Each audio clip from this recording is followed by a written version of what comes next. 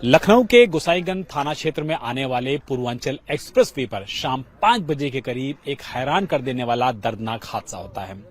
प्रत्यक्षदर्शियों के मुताबिक जो इस बस में मौजूद थे और जो लोग आसपास थे, उनका कहना है कि ड्राइवर किसी बात पर अपने मालिक के साथ झगड़ रहा था, फोन पर बातचीत कर रहा था।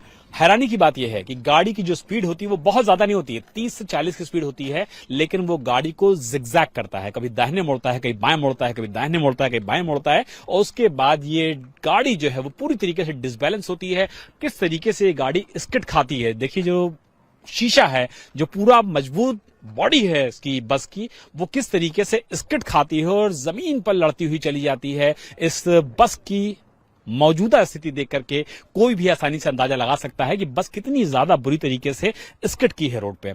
और अगर उसके बाद बात कर लिया जाए बस के अंदर किस तरीके का मंजर रहा होगा, तो बस के अंदर भी चलते हैं और जानते हैं कि आखिर जो एक्सीडेंट हुआ है, जिसमें अब तक 5 लोगों की मौतों की पुष्टि हो चुकी है, बताया जा रहा है कि 1 दर्जन से ज्यादा लोग इस हादसे में घायल हुए हैं।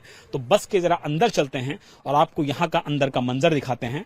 अंदर का मंजर देख करके निश्चित तौर पर हर कोई हैरान रह जाएगा कि जो एक्सीडेंट हुआ है डबल डेकर बस का, उसमें जो यात्री सवार थे पंजाब से बिहार जा रहे थे, और उस दौरान जब यह हादसा होता है तो लोग किस तरीके से अपनी जान बचाने के लिए कूदते हैं बाहर की तरफ। लेकिन जो लोगों की बिलोंगिंग्स हैं, लोगों का जो कपड़ा है, लोगों का जो बैग है, पानी की बोतल है, लोगों के जूते हैं, कांच के टूटे हुए शीशे हैं, और यहाँ का मंजर बताता है कि कितना भयावह यह हादसा हुआ होगा। बस में सवार कुछ लोगों का कहना है कि हादसे के वक्त गाड़ी की स्पीड कम थी, लेकिन ड्राइवर नौसिखिया था और उसने बस से कंट्रोल खो दिया। अच्छे से खाया पिया, उसके बाद ये टूल टैक्स पे उसका चेले को दे दिया चलाने के लिए। कुछ लोग कह रहे थे कि शराब भी पी रखी ड्राइवर ने। लिया था। उसके बाद ये टूल टैक्स से 3 किलोमीटर आगे जाकर उसका चेले ने ऐसे लेटा के नीचे गिरा दिया। यानी कि मेन ड्राइवर जो था वो गाड़ी नहीं चला था, दूसरा उसको चला रहा था। कुछ बातचीत भी उसकी हो रही थी किसी से फोन पे? उसके मालिक से कोई बात हो रही होगी, बहसबाजी हो रही थी। गाड़ी की स्पीड कितनी रही होगी?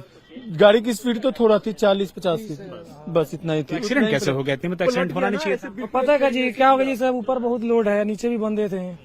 आप जैसे घुमाया ना तो जैसे बैलेंस नहीं मिला, उसका बैलेंस मिला नहीं, फिर एक बार घुमाया तो संभाल लिया, उसके बाद में फिर उससे ज्यादा घूम गया, फिर टेढ़े हो गया, फिर उसके बाद टेढ़े हो गया, फिर चौथा बेर में पलटी खा गया।